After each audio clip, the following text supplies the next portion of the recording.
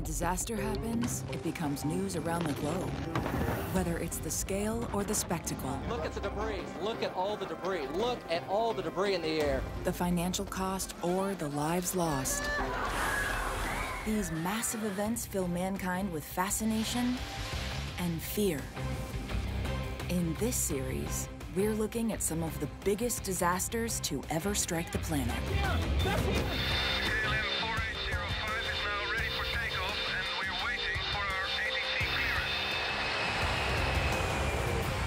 Over the next hour, we'll see collisions, accidents, and incidents on trains, boats, and planes that have destroyed hundreds and thousands of lives in mere moments. We're looking at the human errors, the misjudgments, and the unfortunate accidents that have led to the world's worst crashes.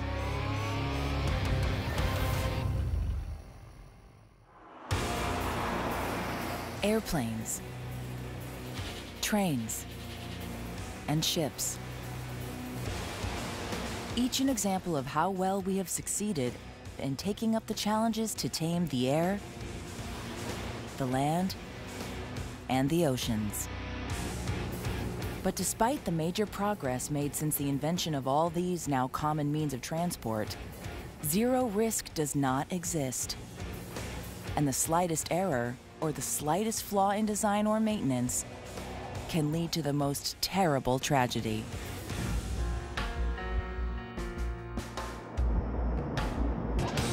To compile our horrific list of history's 10 most significant air, train, and ship disasters, we have studied the human toll of dozens of air crashes, shipwrecks, or train accidents, but also the impact that some of these events have had around the world over the past few decades.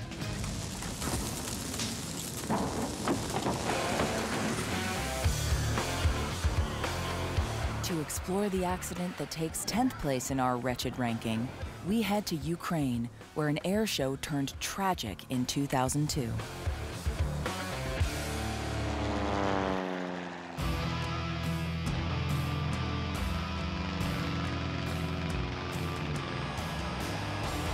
For almost as long as there have been airplanes, air shows have attracted enthusiastic crowds.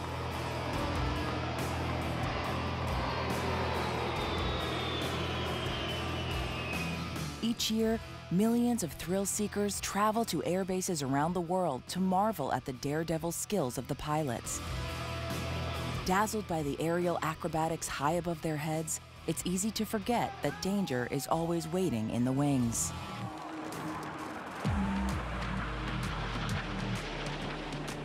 On Saturday, July 27, 2002, more than 10,000 people gathered for the annual Skin Leave Air Show near Lviv in western Ukraine.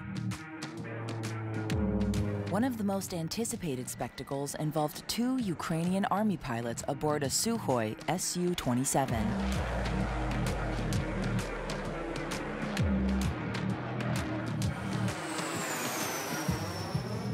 After several acrobatic stunts, the pilots attempt a maneuver called a split S. This jaw-dropping aerial combat attack maneuver demands an ultra-fast change of course. In principle, the plane, launched at full speed, does a half roll and dives towards the ground. It ends up flying completely upside down, an inverted flight. But that day, at a crucial moment, the 2 pilots lose control of their plane and crash.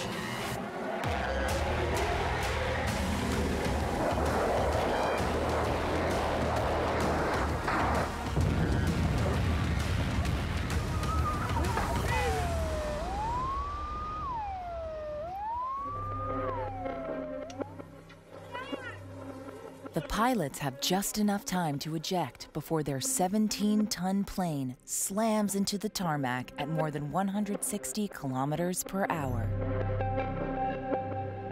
The speeding, out-of-control Sukhoi smashes into several planes on the ground before its fuel tank explodes. It happens so fast that spectators in its path are mowed down. Others get hit by debris from the explosion. The carnage is horrific.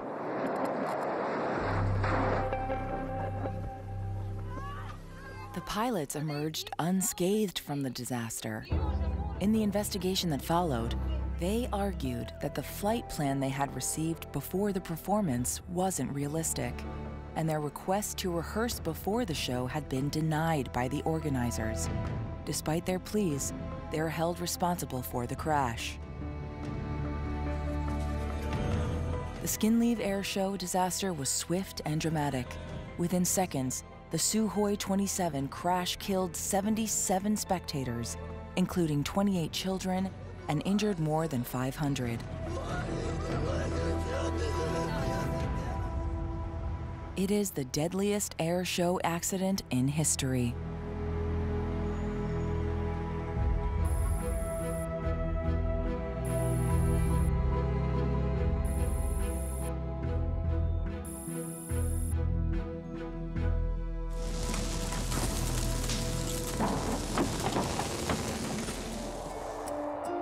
The probability of being in a plane crash today is 1 in 2 million.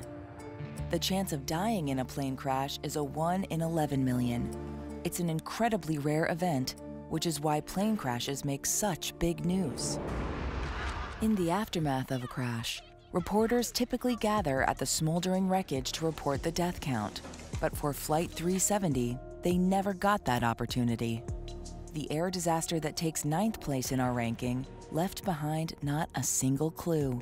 To investigate, we head to Malaysia and the Indian Ocean, where, in 2014, Malaysia Airlines flight MH370 simply vanished. On March 8, 2014, a Boeing 777 takes off from Kuala Lumpur, capital of Malaysia. The plane is carrying 239 people. Destination, Beijing. But very quickly, something goes terribly wrong. Less than an hour after takeoff, radio contact is lost. The aircraft appears to be flying erratically at a speed of 800 kilometers per hour in the opposite direction of its original flight plan. Its signal disappears from radar screens that monitor commercial flights. An hour later, it vanishes from military radar. It will never reappear.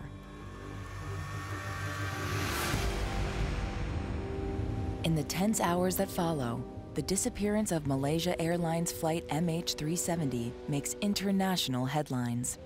Jumbo jets don't just disappear. The world holds its breath waiting to find out what could have happened. For the experts, there is no room for doubt. The plane crashed at sea, killing everyone on board. But in the absence of definitive evidence of the crash, some people continue to cling to hope. Could the plane have landed on one of the thousands of uninhabited islands in the region? On the day of the plane's disappearance, its transponders, which automatically communicate with ground radar, either failed or were inexplicably turned off. To try to reconstruct the accident scenario, investigators turned to satellites. Every hour, the plane automatically communicated with a satellite by acknowledging a logon request. Based on an analysis of this information, experts extrapolated the trajectory of MH370 after it vanished from the radar screens. They confirmed that the plane would have turned south. It would then have maintained its course for 6 hours before exhausting its fuel and crashed into the open sea. With the little data they had, the authorities managed to define a search area of 4.6 million square kilometers, equal to almost half of the surface of China.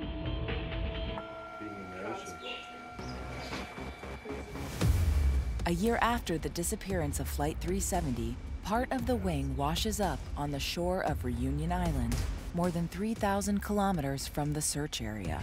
It's the first real proof that the plane did indeed crash at sea.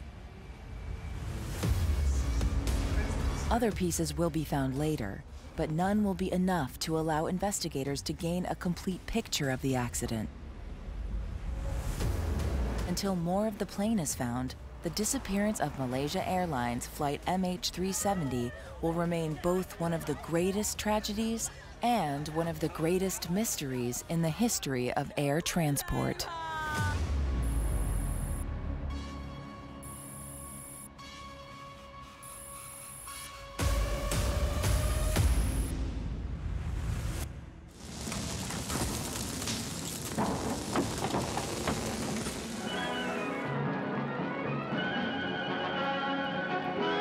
Some said she should never have been built, but even they could hardly fail to respect the achievement that's to be realized today. All that remains if this first flight is successful is to prove that supersonics can operate economically on the air routes of the world.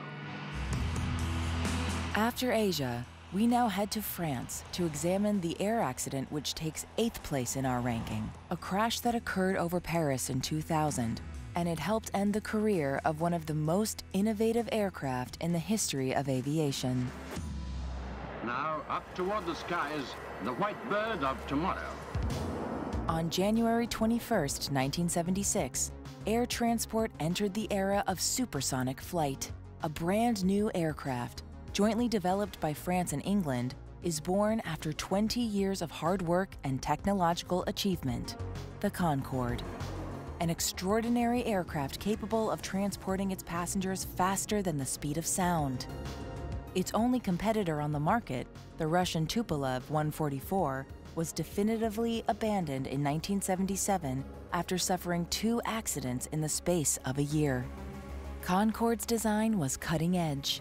The Boeing 747, launched in 1969, flies at an altitude of 11,500 meters and takes just over 7 hours to connect London to New York. Concorde reached an altitude of 6,000 meters and reached Mach 2, the dizzying speed of 2,175 kilometers per hour. The supersonic jet trimmed the duration of a transatlantic flight to just 3.5 hours. For more than over 20 years, Concorde would carry tens of thousands of passengers and remain at the forefront of aeronautical technology. But despite its enormous technological success, its future and its legacy would be doomed by a single, jagged shard of metal. It is January 25, 2000. Air France Flight 4590 leaves Charles de Gaulle Airport in Paris. Destination, New York. As the aircraft accelerates on the takeoff runway, it hits a small strip of metal lost by Continental Airlines Flight 55, a DC-10 which had just departed Paris a few minutes earlier. As the speeding Concorde strikes the metal, it punctures one of its huge tires, which explodes, spraying debris directly into the full fuel tank under the plane's wing. By this point, the jet is already traveling too fast for the pilots to cut the throttle. They're forced to continue the takeoff procedure. By the time the plane leaves the ground, flames have already reached the tail of the aircraft. The pilots immediately shut down the left engines, which had caught fire. But the right engines are not powerful enough to keep the plane airborne. Less than 2 minutes after takeoff, the airplane stalls, banks sharply to the left, and crashes into a hotel located 8 kilometers from the takeoff runway. None of the passengers or crew survive. While some experts initially wonder about the possibility of pilot error or a lack of maintenance of the aircraft, the investigation will conclude that a terrible and highly improbable chain reaction triggered the disaster, entirely due to the metal strip. The scrap of metal from the DC-10 fell into the worst place on the runway and was the sole cause of the accident, leading to the inevitable outcome. 10 years after the accident, Continental Airlines was deemed responsible and ordered to pay $70 million, 70% of the total amount of the compensation bill. The engineer who had incorrectly fixed the metal strip on the Continental aircraft was found guilty and received a 15-month suspended sentence. It was canceled on appeal 2 years later. Overnight, British Airways made exhaustive safety checks on its fleet. Today, the airline said it had complete confidence in its Concord service. The crash of January 25, 2000 was the only fatal accident in Concorde's 27 glorious years of operation. It cost the lives of 100 passengers and 9 crew members, as well as 4 people who were near the hotel when the aircraft crashed. This terrible drama ended one of the most beautiful technological success stories of the 20th century.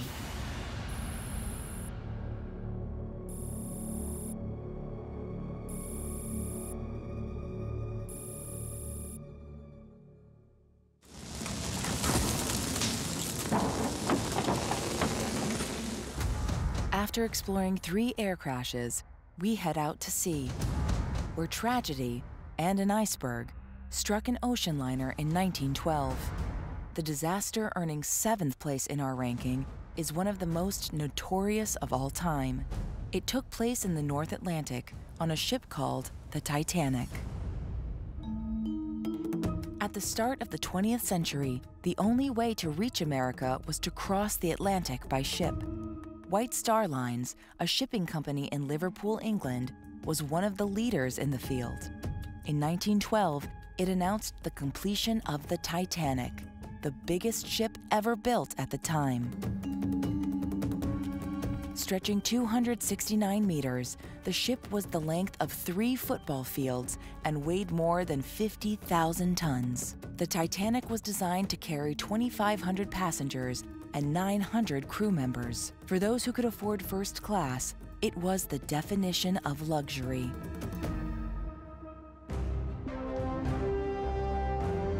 Everything about the ship grabbed headlines, including the claim that it was unsinkable. On April 10, 1912, the Titanic left Southampton on her maiden voyage.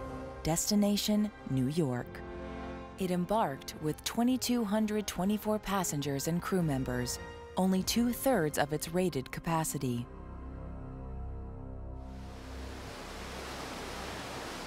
The first 3 days of the trip go smoothly. The sea is calm. The speed is steady.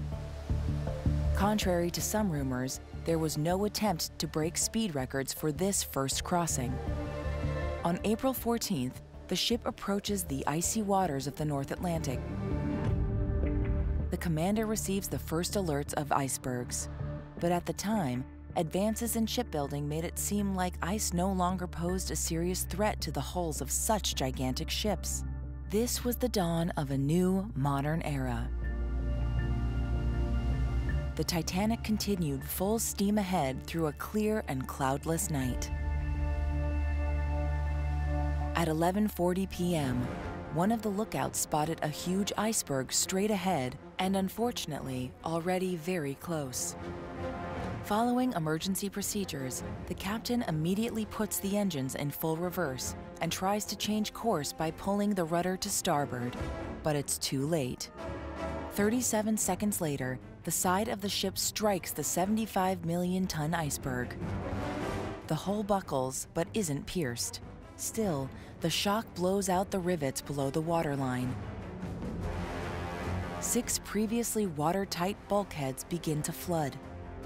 But the Titanic can only stay afloat with 4 flooded compartments. The ship is doomed.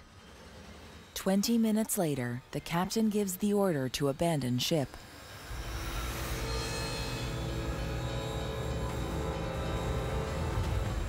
As the Titanic begins to sink bow first into the icy waters, women and children are put on lifeboats. The ship had been designed with a capacity of 80 lifeboats, enough to carry 4,000 people. But for this first crossing, only 20 were on board, enough to hold roughly 1,000 people. And to make things worse, the crew is poorly trained and only half fill the available boats, condemning even more passengers to certain death. At 2:18 a.m., with all the lifeboats in the water, the bow of the mighty Titanic sinks into the ocean. The forward areas are so flooded that the stern is lifted into the air. The pressure on the hull is so great that the ship breaks in two before sinking into the Atlantic. The largest ocean liner in the world, supposedly unsinkable, has just disappeared.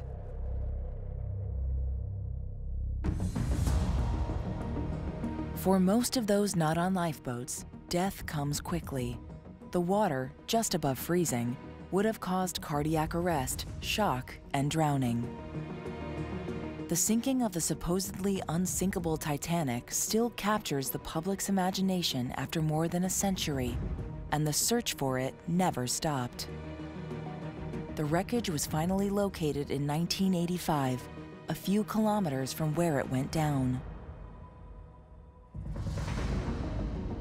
Today, the wreck is a UNESCO World Heritage Site and will remain as it is until its once magnificent skeleton decomposes. Of the 2,224 people who were on board that fateful night of April 15, 1912, only 710 managed to board the lifeboats and survive.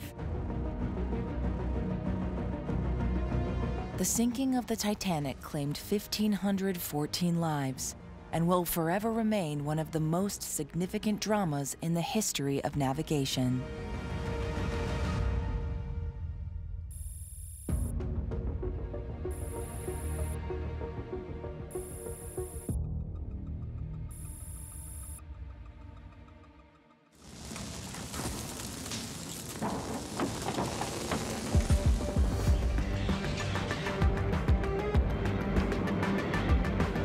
It's a train accident that takes 6th place in our ranking.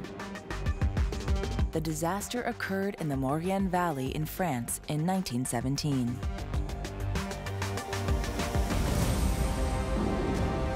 In December 1917, the First World War enters its 4th year. The conflict is incredibly violent. The troops are exhausted by bloody and incessant fighting. At the time, France is undoubtedly the country that's suffering the heaviest cost of the war. Troop morale is plummeting. General Émile Fayolle, commander-in-chief of the French forces in Italy, offers 2 weeks of rest to the soldiers in 2 of his divisions. On the night of December 12th, an Italian military train leaves the city of Vicenza in northern Italy, bound for Chambéry in eastern France. On board are nearly 1,000 soldiers. After crossing the Alps through Mont-Cenis Tunnel, the train arrives at Modane Station, where it stops for an hour to let other trains pass. At 350 meters long and weighing over 500 tons, the train is huge, slow, and very unwieldy. Only 3 of its 19 cars are equipped with compressed air brakes.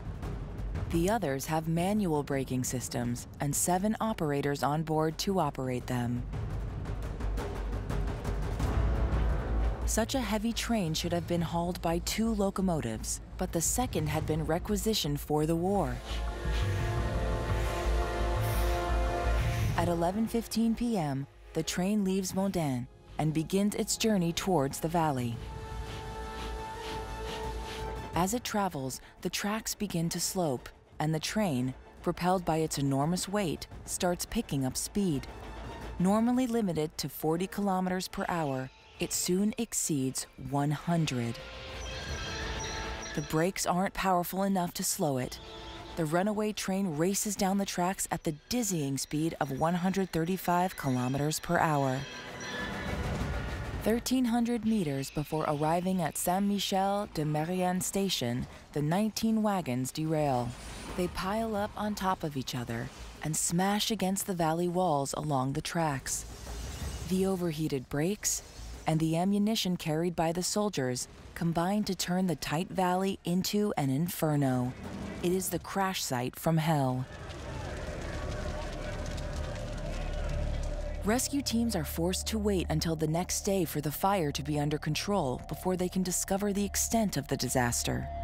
Eventually, they recover 424 identifiable bodies from the wreckage. 135 other victims are too badly burned to ever be identified. A further 37 will be found scattered along the tracks. More than 100 other victims will ultimately succumb to their injuries. The official report will list 675 dead, but some experts believe that the true figure is closer to 800. They had survived the worst of the war, only to be killed on their way home for a rest. Only 183 lived. More than 100 years later, the derailment remains the worst rail accident in history.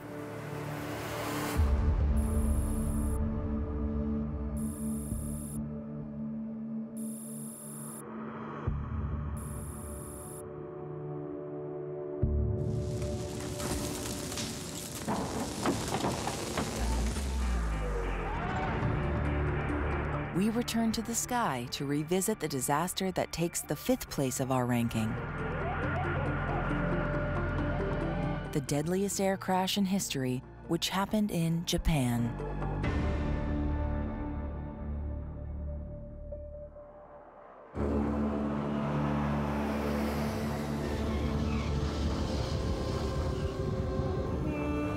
On June 2, 1978, a Japan Airlines Flight 115, a Boeing 747, was involved in an incident at Itami Airport in Osaka.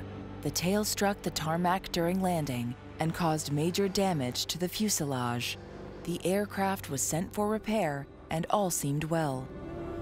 Unfortunately, the repair was inadequate, and the consequences were deadly.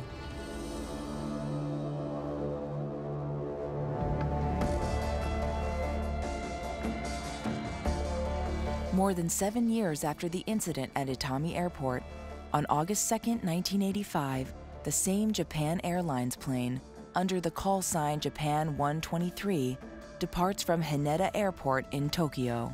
Destination, Itami. It carries 509 passengers and 15 crew. The aircraft takes off and climbs smoothly to its cruising altitude of 10,000 meters. Its speed reaches about 885 kilometers per hour, but barely 12 minutes after takeoff, the plane suffers a sudden decompression. The rear bulkhead, badly repaired 7 years earlier, has just given way.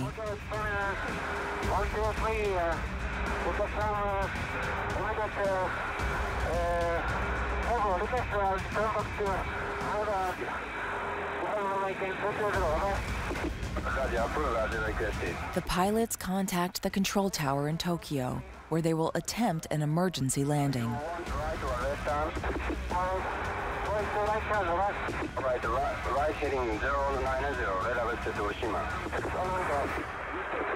But here's a problem. The plane is flying erratically, and despite all attempts, the pilots can no longer control it. The aircraft banks to the right as the pilots pull left, and it refuses to gain altitude. Confusion reigns in the cockpit.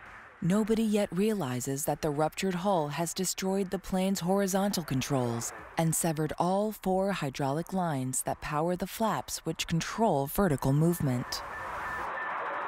In the cabin, the captain and his crew muster every available resource to try to regain control of the plane. The captain manages, with each stall, to stabilize its trajectory by modulating the thrust of its engines. But each time they achieved stability, it would last only a few moments. After 32 minutes of this heroic fight against this totally out-of-control plane, the pilots lose their battle. At 6:56 p.m., the plane banks violently to the right and dives towards the side of the Takamagahara mountain.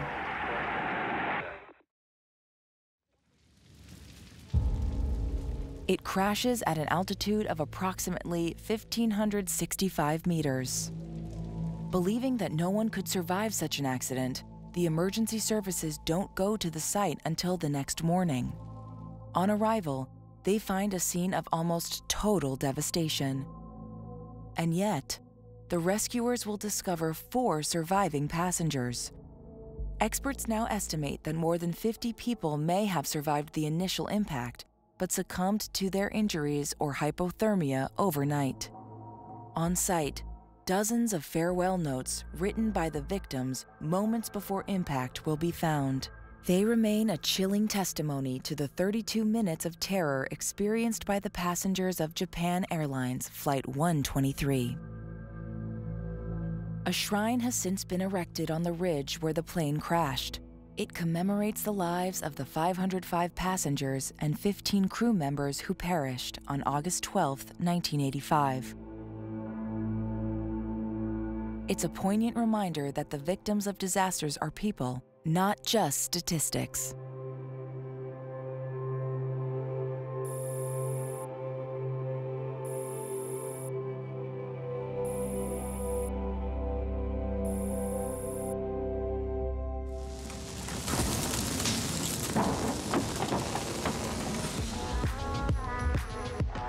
The The disaster that takes fourth place in our catastrophic ranking demonstrates the extent to which improbable coincidences can trigger the most terrible accidents.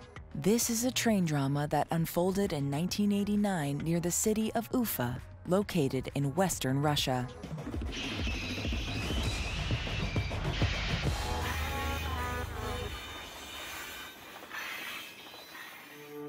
The Kuibychev railway line connects the city of Novosibirsk in Siberia all the way to the Black Sea.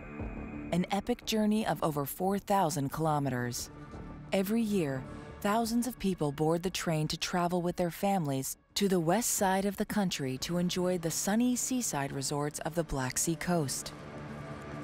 On June 4, 1989, around 1:15 a.m., two packed trains carrying more than 1,300 happy passengers crossed on parallel tracks halfway through their journey, about 75 kilometers east of the city of Ufa.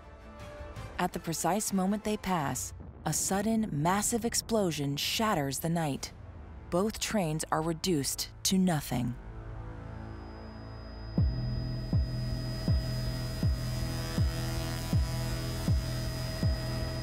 When the rescuers arrive at the scene by helicopter, they discover a site of complete devastation. Uprooted trees, train cars scattered everywhere around the crash site, fire, and most tragically, bodies. Investigators quickly identified the cause of the explosion. 900 meters from the tracks lay a gas pipeline. Before the trains passed, a leak had released propane and butane into the atmosphere. At the same time, still weather conditions did not allow the gas to dissipate. On the contrary, the highly flammable cloud grew above the ground and around the railway tracks. As the two trains drew near and were about to pass each other, they applied their brakes as a safety measure. Ironically, that simple precaution spelled their doom. One of the wheels created a simple spark, and that's all it took to trigger the explosion of the gas cloud. Experts estimated that the power of the blast was equivalent to at least 250 tons of TNT, 30 times more powerful than the most powerful non-nuclear weapon in the US military. Hundreds of travelers perished in the accident. The bodies of some victims were vaporized by the intense heat and shock waves. The rescue teams will find dazed survivors still stumbling around, their clothes and flesh on fire. Others are delirious from shock and head trauma. Hundreds of victims were children returning from school trips or vacations. Entire families were wiped out.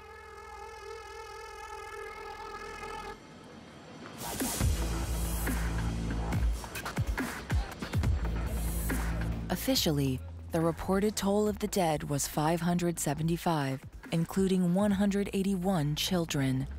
But many bodies will never be found, and the more likely fatality figure is probably closer to 800 victims out of the 1,300 vacationing passengers traveling on board the two trains that night of June 4, 1989. This unfortunate tragedy remains the deadliest train accident in Russian history.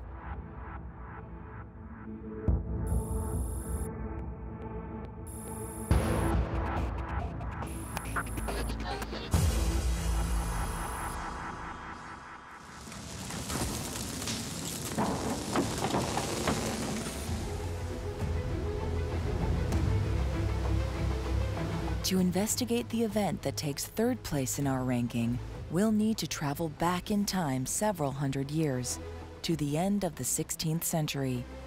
It's a time when one of the worst maritime disasters in history took place, and it helped change the world. The year is 1588, and the Spanish fleet, the so-called Invincible Armada, is on its way to invade England. At this time, Europe is divided. Protestant England and Catholic Spain have been at war for 3 years.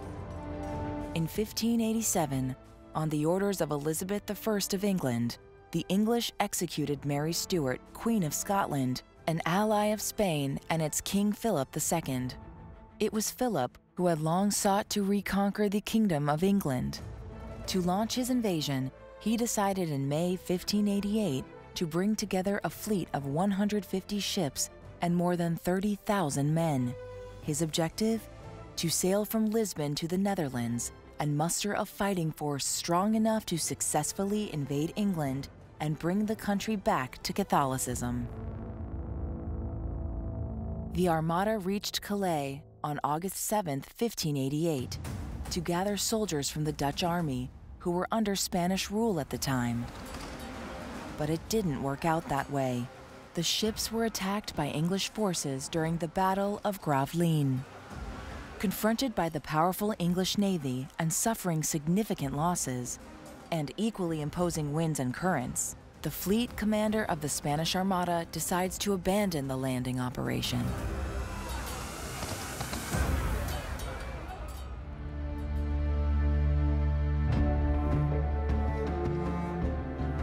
The Battle of Gravelines is considered an English victory.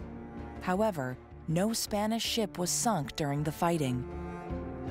It was only later that bad luck would befall the Invincible Armada. Sailing conditions prevented the retreating ships from reaching the Atlantic Ocean via the English Channel. So the fleet must return to Spain by sailing up the North Sea and around Scotland. But as it rounds Scotland in early September, the Armada is hit by a succession of terrible storms that batter the fleet over 4 terrifying nights.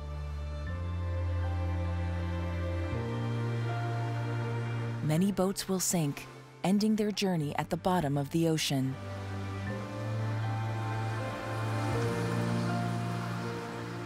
The toll of losses varies according to the sources, but it is estimated that only about half of the ships of the supposedly Invincible Armada make it back to Spain, and nearly 20,000 sailors perished during the journey.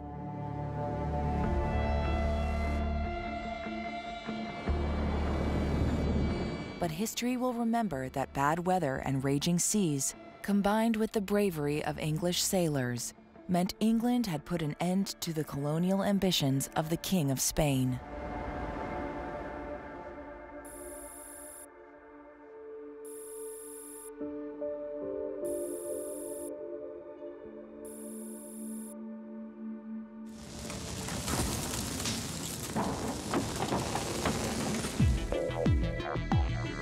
Let's head now to the disaster which takes the second place in our ranking. It occurred in 1977 at the airport of Tenerife, an island in the Spanish archipelago of the Canaries off the coast of Morocco.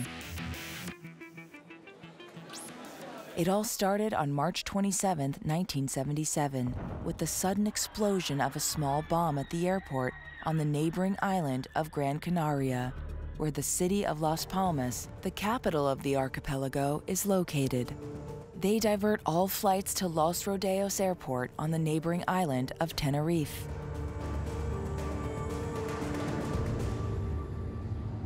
But Los Rodeos Airport is much smaller than its neighbor. With just a single runway and no ground detection radar, Los Rodeos is ill-equipped to handle Las Palmas air traffic. Even so, dozens of flights scheduled to land in Gran Canaria are diverted there, including 5 airliners.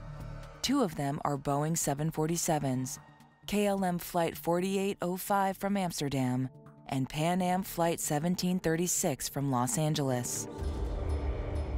Jacob Veldhuizen van Zanten, the highly experienced captain of the KLM flight, begins refueling his plane at the end of the runway while waiting for clearance to take off again. Around 5 p.m., the refueling is over. Authorities announce the end of the incident and the reopening of Gran Canaria Airport. KLM Flight 4805 prepares for takeoff. Meanwhile, Pan Am Flight 1736 is instructed to slowly taxi down the single runway to exit number 3, to wait until it can safely join the queue of planes ready to depart. The planes are in place. Everything seems normal. Los Rodeos Airport is located 633 meters above sea level, one of the highest in Europe. And that day, fog will reduce visibility to barely 100 meters. Impossible for the personnel in the control tower to observe the movement of the two planes.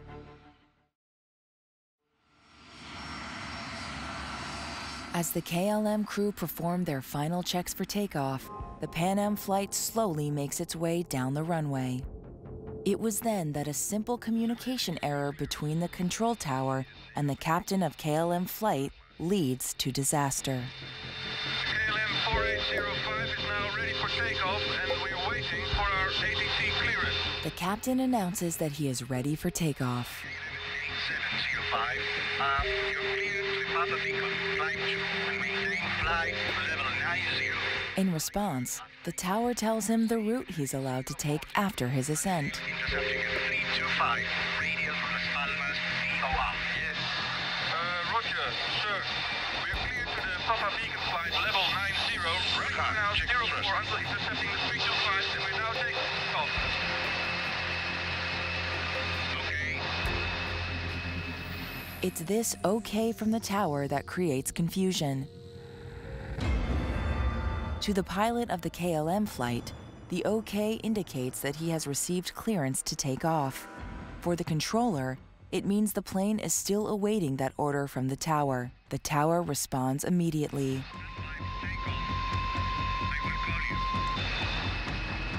Except that the KLM flight doesn't hear the tower's response. And at the same moment, the Pan Am flight has just missed its intended exit due to the fog. It immediately informs the control tower that it is still on the runway. We're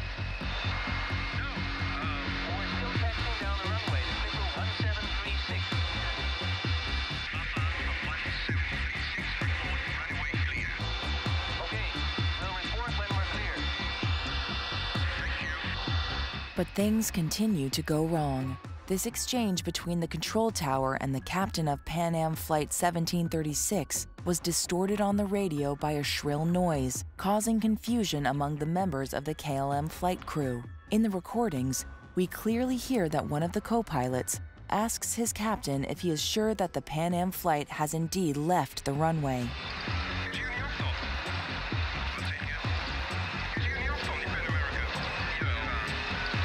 Sure of his position, Jacob Veldhuizen van Zanten disregards his co-pilot's doubts and commences to take off.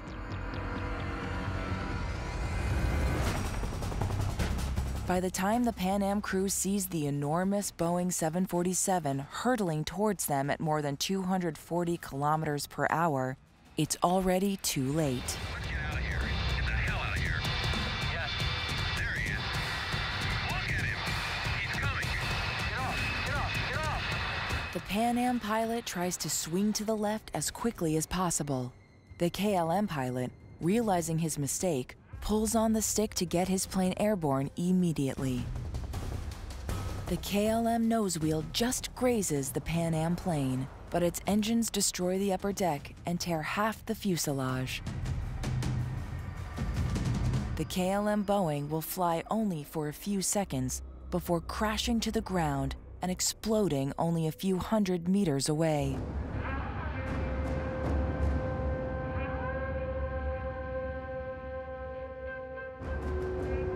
All 248 passengers and crew members of KLM Flight 4805 are killed instantly.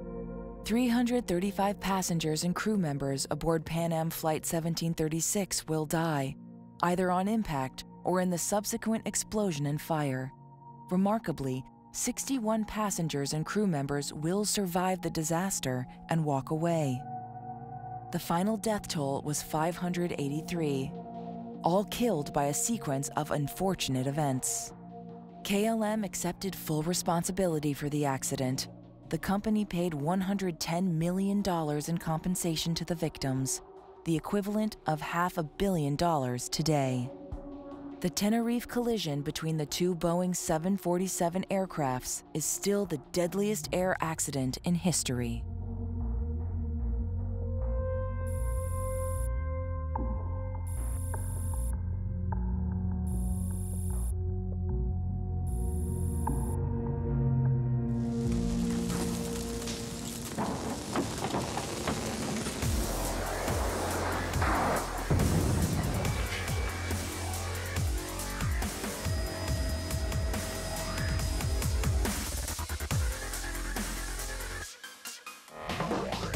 After studying these railway and air accidents that claimed hundreds of victims, we now explore the disaster that takes the first place in our ranking.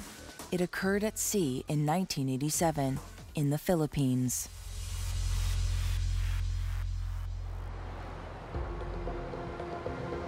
But it started at a shipyard in the city of Onomichi in Japan in 1963. This is where a ship called the Himeyuri Maru was built, a ferry with a capacity of 608 passengers. 12 years later, it was sold to the Philippine ferry operator Sulpicio Lines and renamed Don Sulpicio. Its capacity was then updated and increased to 1,424 passengers. In 1979, the ship sank. It was rehabilitated and renamed Dona Paz. Twice a week for 8 years, the Dona Paz made the crossing between Manila, the capital of the Philippines, and the city of Tacloban on the island of Leyte, passing through the Tablas Strait, a journey of about 22 hours. On December 20th, 1987, the packed ferry leaves Tacloban at 6:30 a.m., with hundreds of Filipinos on board eager to return home for Christmas. But around 10:30 p.m., when the night is clear and the sea is calm, and most of the passengers are asleep, the ferry collides with another ship and catches fire. Panic grips the passengers. Hundreds of terrified people run through the halls looking for a way out. Those who manage to reach the ship's decks discover an apocalyptic scene. The Dona Paz has just collided with an oil tanker named Vector, carrying more than 1,000 tons of highly flammable petroleum. The impact ruptured its tanks and started huge fires on both ships. Even the sea is ablaze. The Dona Paz has no lifeboats, no life jackets. Staying aboard the burning ship is a death sentence. Passengers have no choice but to throw themselves into the burning, shark-infested waters and hope for the best. But hope is in short supply that night.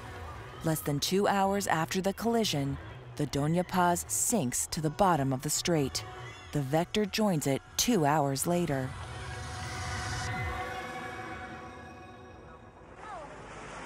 Only 26 people are rescued by the crew of the Don Claudio, a passing ship that witnessed the explosion.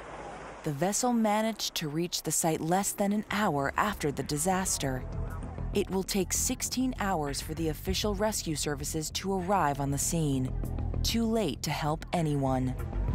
Of the 1,493 official passengers of the Dona Paz, only 24 survive, along with 2 of the 12 crewmen of the Vector. But the day after the tragedy, the survivors report to the authorities that the ferry was carrying many more people than the ship's manifest indicated. In fact, of the 24 passengers who had survived the inferno, only 5 were on the official passenger list. First session had the vice president of the ferry company deny that the ship was overloaded when it sank after a collision with a tanker. 9 days after the disaster, on December 29, 1987, the Philippine Daily Inquirer published the list of all those who were not on the manifest, but were reported by their families to be on the ferry and officially missing. It will take 3 full pages to list the names of the victims, reaching the dramatic figure of 4,375 dead. That horrific night, the ship was carrying 3 times more people than authorized.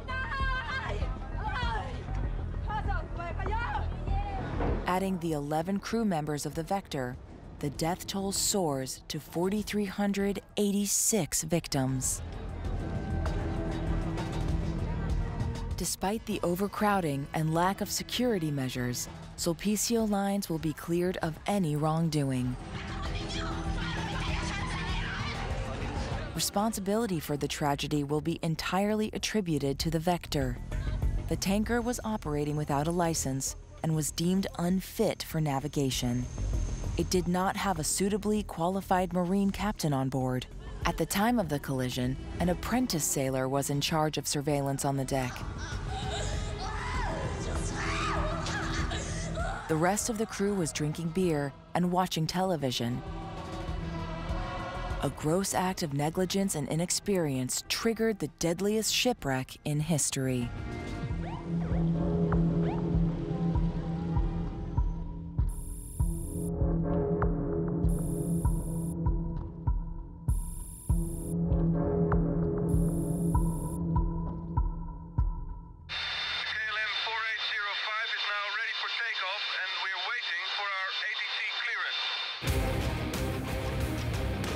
Airplanes, trains, and ships, they're among the inventions that have most changed our lives and given us the ability to travel practically anywhere.